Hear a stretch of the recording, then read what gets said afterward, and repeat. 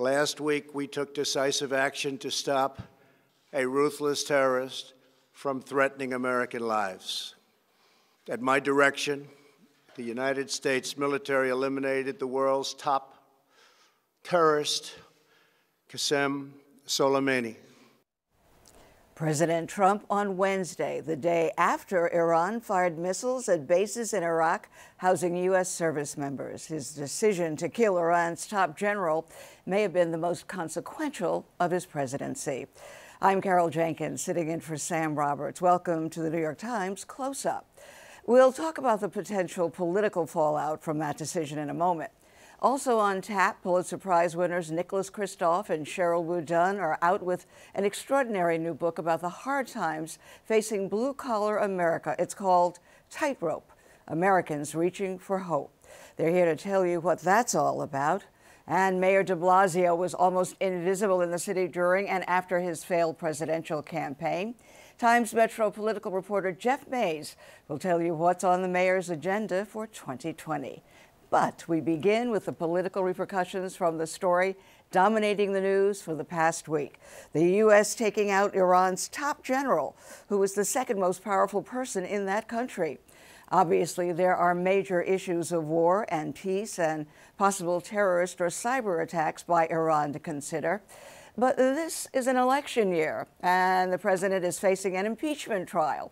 So what are the potential political consequences of the Iran crisis? Will foreign policy and national security be major issues in the upcoming Democratic debate in Iowa caucuses? Will Joe Biden's White House experience and image as a steady, experienced hand be a political plus? Will Pete Buttigieg's military service give him a boost? And are there risks for Dems who criticize Trump's decision? Well, plenty to talk about with Jonathan Ellis, a senior politics editor at The Times, and Johanna Barr, also a senior politics editor. And thank you both so much for being here to put the world right, to explain to us what is going on. Johanna, let me start with you to give us an update on where you see politically last week's events playing out. Well, this is a Democratic primary that has been focused so far largely on domestic issues, and people have talked a lot about health care and, poverty and housing and issues like that. And it hasn't really focused too much on foreign policy. So this has given us a chance to see new sides of the candidates. It has given candidates like Bernie Sanders and Elizabeth Warren, the opportunity to come out as very strongly anti-war. And it's given Joe Biden, the opportunity to remind everybody of his foreign policy background and his work as vice president, and he's projected the image of elder statesman, as you mentioned in the intro. So we're seeing new sides to all of the top candidates, and it's just playing out right now. Yeah, Jonathan, who do you think's winning with this? Who's got the best game in terms of the world stage, international relations? Well, I think, one thing that'll give us a good sense of that will be the next debate. That's on Tuesday. So, it would certainly not be surprising if that debate started with a question about the situation in Iraq and Iran, and that would certainly be different than most of the debates that have led off with a healthcare question, sure. Right? So that's going to be a chance to really learn more. Certainly Joe Biden does have the opportunity to talk about his long experience in foreign policy, but the other candidates will probably take the opportunity to point out some of what they would call his mistakes over the years. Like Bernie Sanders, who's already done that. Some are comparing it to what he did to Hillary Clinton during the last election, that he's attacking Joe Biden with almost the same language. It will be interesting to see, at that debate as well, whether he really runs the same playbook that he ran against Hillary Clinton, really emphasize his opposition to the Iraq War way back at the beginning of this millennium, and the chain of events that's happened from there has probably gotten us to the place where we are today. Yeah. Well, you all were telling us that there was a phone call yesterday with Elizabeth Warren and Bernie Sanders on the same phone call with progressives. What was that about? Both of them basically took the opportunity to reiterate what they've been saying. that the American people don't want war with Iran. Americans would prefer a diplomatic solution to the crisis there, not a military solution. There's broad support for pulling out of Iraq, pulling out of Afghanistan, ending those conflicts as well. It's possible. Typically, a wartime president gets a bump from that, but this has been decades now of war in the Mideast, and Americans, their bet, Bernie and Warren's bet is that Americans are tired of it and that they want to, use diplomacy instead. Right. Well, did Donald Trump get a bump from this activity? Is there any sign that, that this worked for him politically? There hasn't been a lot of polling to tell us that, but it is interesting how the president has offered something for sort of both factions of the Republican Party, and he's sort of done that for most of his political career. He has both, talked about the need to end endless wars as a candidate back in 2016, right? But he has also talked about bombing the hell out of ISIS. Right. So he's sort of offering something for hawks, something for isolationists, and it will be interesting to see whether he can keep everybody happy. But we did see this week that Rand Paul, who is one of the biggest, sort of isolationists, I guess you could say, in the Republican Party, was not satisfied at all with the intelligence briefing that he and other senators received, along with Mike Lee of Utah. Those are two Republicans who were really ripping into it. And so you did sort of start to see a little bit of a crack there in the Republican front. Yeah, in fact, Mike Lee said he was going to vote for the War Powers Act, that the failure of the briefing that they received made him think that something was amiss. And that's probably not going to be enough to get it through the Senate, but we'll see what happens. Right. So what about Peter Buttigieg and his service, but as someone pointed out, he was a lieutenant, not, a four-star general, during his service. But how does that help him in this?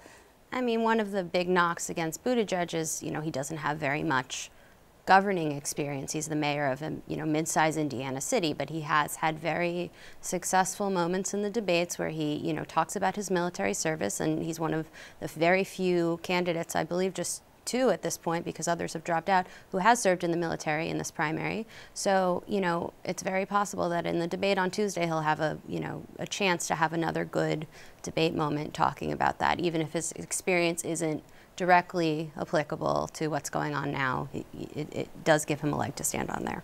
Okay, so you guys were saying that something was going on in New Hampshire, that, who is it?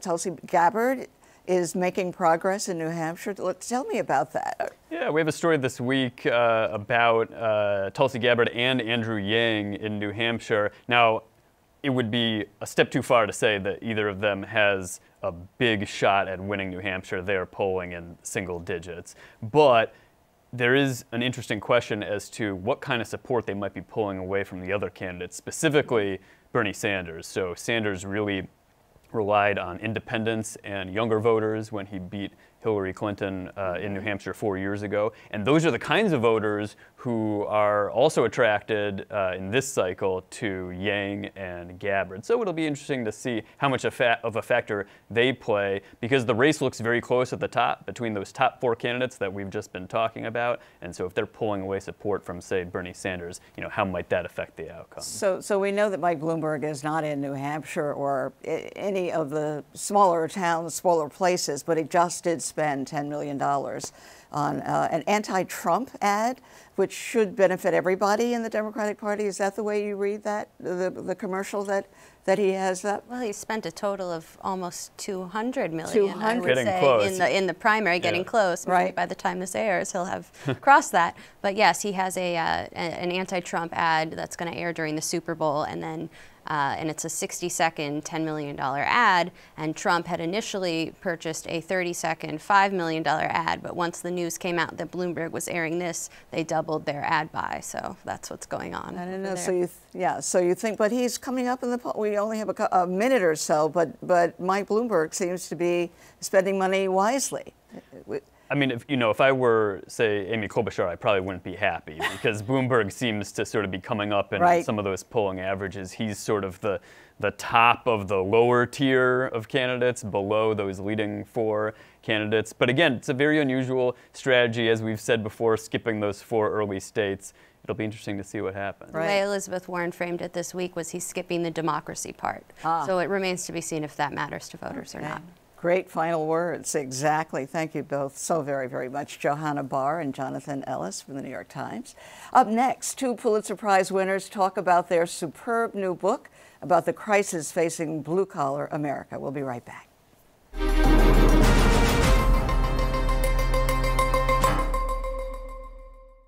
Nicholas Kristof and Sheryl WuDunn shared a Pulitzer Prize in 1990 for their reporting on China. They're also best-selling authors whose important new book looks at the life and death struggles facing blue-collar Americans.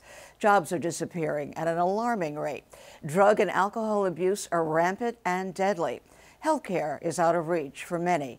The book is a very personal one, focusing on the rural, working-class town in Oregon where Kristof grew up.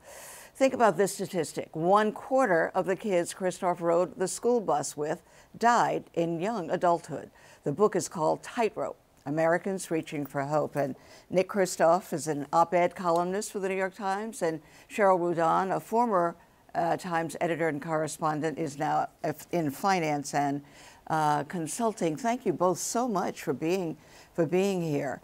I'm delighted to be. I'm a little, this book really had a huge impact on me, as I'm sure most people who've read it have told you, that I've had to close it at times to say that story is just too much. Because what you write about is sort of a generational collapse, generation after generation, where no one was paying attention.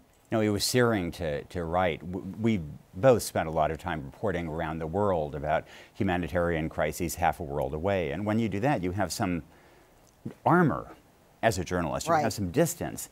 This time, we're talking to old friends who are struggling and dying, and their kids are wrestling with dysfunction, and they trusted us with telling us these sometimes embarrassing, humiliating stories because they wanted the world to understand kind of the pain that these communities are going through. And so we hope we honored that responsibility. Right. Well, you say in your appreciation, your thanks at the beginning of the book, for those who went through the Inferno, to describe it as an inferno. It really is. I mean, that's when we were trying to think of a metaphor, because what the pain that they had gone through was so searing. The only thing we could come up with, the Inferno, was the Inferno. And if I look back, it wasn't just Yamhill. I mean, we deliberately went across the country as well, Oklahoma, Baltimore, Arkansas, because we really had a strong hunch that this was not just isolated in Yamhill. And sure enough, it wasn't.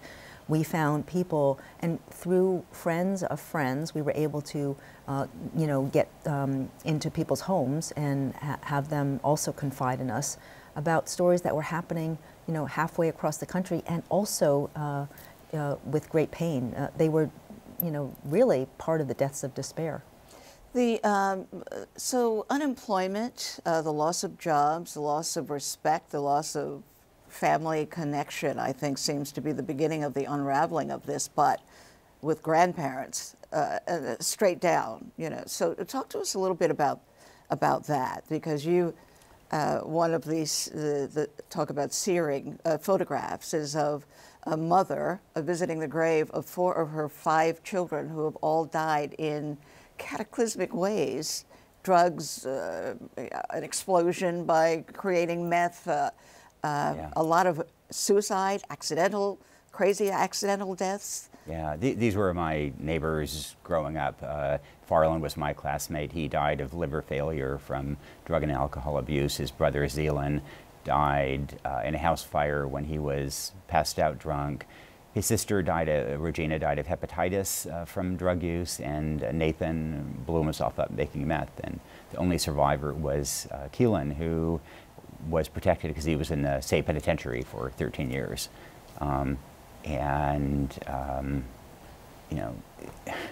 This happens in so many communities all over the country. But I have to say that, so I went to visit both Keela and Dee Knapp in Oklahoma, where they're now living, because Dee has family there. So she obviously wanted to live closer to family after so many deaths in her immediate family. And they are doing much better. Absolutely. Keelan is funny. He's, you know, he's active. He climbs up on the rooftops, and he's one of the few people in the area who can fix certain things related to roofs. And he did fall. He had a terrible fall and really hurt himself for a while, but he's doing fine. I mean, it was heartbreaking, though, when I did see Dee, and you know that photograph of her at the place where she had buried her kids. She pulled out the death certificates and brought them over to show me, and it was just heartbreaking to see them all laid out there, and, you know, and her own mother. So she's, you know, maybe early 80s. Her own mother had recently died, very recently after the kids, at 97. At 97. So she had made it, but. And then the kids, yeah. And, you know, I think one of the things we worried about as writers was, in speaking very bluntly about drug and alcohol abuse, were we going to lead readers to think that, you know, these people have just made bad choices and that's it. They should have pulled themselves up by the bootstraps. And you know, so my community, Yamhill, is basically lily white. And back in the 70s, 80s, even 90s, there was a lot of discussion about what had gone wrong in African American communities. Sure. And there tended to be among white people in Yamhill a tendency to say, you know, it was about black culture. It was about those deadbeat dads. It was about self-destructive use of drugs, family breakdown. And in fact, there was a famous sociologist, William Julius Wilson, from Harvard, who argued, no, it's about Bill Wilson. So he argued it's lost jobs that drive these problems.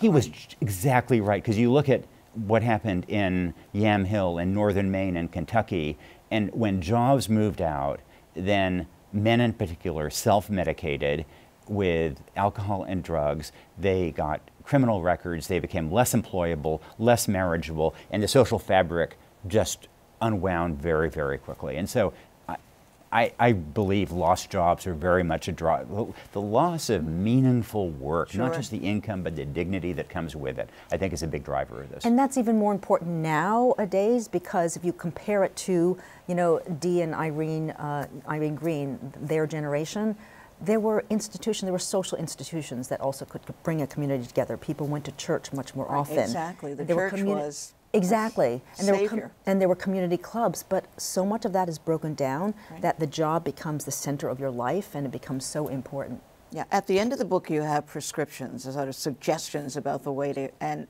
the first two have to do with education, because so many of the people in the book who were suffering these horrible things had dropped out of school at the 4th grade, 5th grade, and not even get to high school.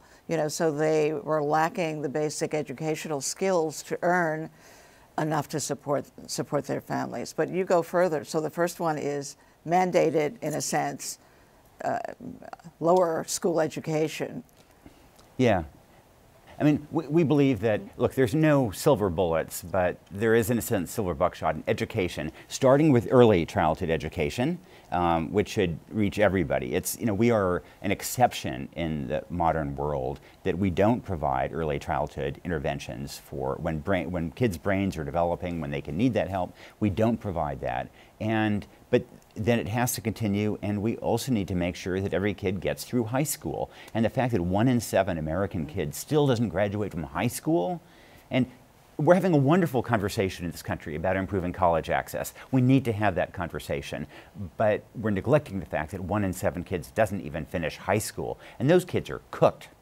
And what's also really important is that, actually addressing the problems when they're young is so much cheaper than addressing them when everybody's older. I mean, when you early childhood education, if you can get at those kids, there are a lot of infants who are born with drugs in their system because their parents had drugs when they had them. And so, and often your zip code that you're born in determines, very much, what your outcomes might be. So if you can actually catch those infants when they're really young and actually turn them around, which can be done, we actually talk about that in the book, then, it's much more successful and also cheaper for the Right. entire society. Well, you have written a wonderful book, and as I was pointing out, you've given us photos throughout the book so that we can visualize. We actually, I mean, your writing is spectacular, you know, but just being able to connect to these families is quite something. It's called Tightrope. Once again, I predict another Pulitzer, you know, sitting on your desk. Nick Kristof and Sheryl, WuDunn, thank you so much. I wish we had more time, and I hope you'll come back.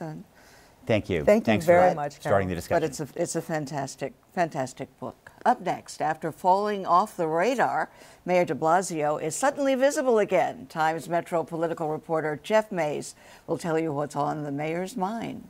Coming right back.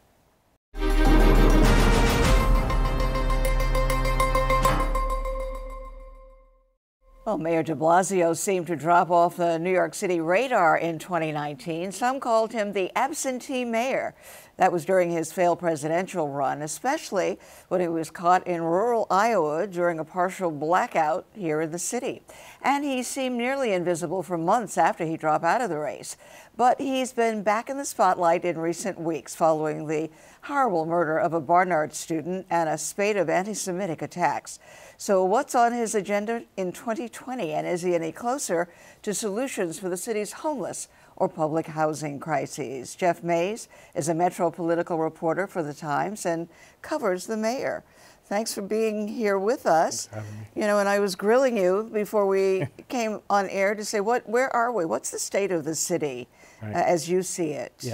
Yeah, I think the city has, you know, a lot of success, you know, lots of people here, lots of growth, but at the same time, there are lots of challenges, you know, there's issues with the subway, crowdedness, you know, the school segregation is a big issue, you know, there's property tax reform. I don't hear people talking about that very much, school segregation, although we know that it totally exists. Has it gotten worse? Yeah, it's a major issue, and there was a report that came out, and the mayor is supposed to issue some of his recommendations this year about what he'd like to do to solve the problem.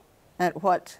Has he given you any indication? He hasn't given any indications as of yet. You're the de Blasio whisperer we hear. We'd love to know. I mean, because, you know, the only way those things were solved, I mean, it's a housing issue in so many instances, that kind of who goes to what school. Yeah. And the only way that it was solved before was by busing, you know, kids. I mean, is that?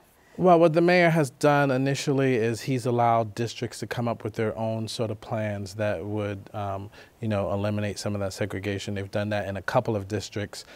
Some people have said that's not forceful enough. So we'll have to wait until the mayor actually comes out and issues his full recommendations. Yeah, that's a tough one, as is homelessness. Right, absolutely. So, I mean, we're talking, what, 80,000 people? Was that the last report? Yeah, I believe there are at least 60 or so in the city shelters. It's been one of the most intractable problems of his administration, or any administration, quite frankly. You know, Right. as a former reporter, I can tell you that this has been with us for many, many years, but Right. somehow we expect the current mayor to solve it. I mean, Right. does he have any? Well, he's faced record homelessness here in the city during his tenure. He's put forward a few plans that deal with affordable housing. There was recently a push by the city council. They created a plan that would set aside 15% of any sort of city-funded housing for homeless individuals. So that was a big victory that they were celebrating. Yeah, isn't always the issue, though, is how do you define affordable? I mean, that Absolutely. language is, you know, because if you're making $7 an hour, $15 an hour, it doesn't seem possible to be able to afford some of the so-called affordable apartments that are being set aside. Absolutely, and I think that's why the mayor was pushed, you know, early on in his tenure to sort of include housing for lower income people, and even, you know, this push to get set-asides for homeless people was meant to address that, the fact of how expensive it is to live in the city. Yeah, and what about public housing that, you know, talk about intractable problems that seems to, this mayor is faced with? Yeah, that's a difficult problem, right? Because the federal funding for housing has been cut drastically over the past few decades, and, you know, we're seeing the real effects now with thousands of people left without heat, hot water, you know, working elevators in high-rise buildings. So the mayor has introduced a plan to build some market rate developments inside some of these projects and to see if that would help raise money to make these massive repairs that are needed. Yeah, market rate, you know, that's another. How do you define that? You know, these are really, really, really huge. So now I've seen Governor Cuomo in New York City a lot lately. What's the relationship between the two now? Has it improved, deteriorated? And I think that the governor was getting more airtime than the mayor in dealing, you know, with the Hasidic attacks and the murder. Am I reading that correctly, that Governor Cuomo is? I'm not sure he's gotten more airtime. You know, the mayor was all over cable news talking about these Hasidic attacks, even though they happen in Jersey City and Muncie. None of them, although there has been a rise in anti-Semitic attacks here in the city, those two major incidents didn't happen here, but he was pretty much everywhere sort of talking about those events. You know, the mayor was asked about his relationship with the governor the other day. They have a history of publicly disagreeing with each other, and the mayor said they're in a good place now. Their administrations are working together, and that they've, you know, come to some sort of peace right now. Oh, really? Really? So that headline that I saw that said that Albany was ignoring the mayor was not quite right? Well, you know, he said it's like Groundhog Day. He's been there. He's been through these issues with the governor before, but at least in his mind, he feels like they've worked things out. Well, thank you so much for coming and bringing us up to date on the mayor and his relationship with the governor and with his city. Thank you. We appreciate your being here. That's Jeff Mays. And I'm Carol Jenkins. We want to thank you so much for watching New York Times Close Up.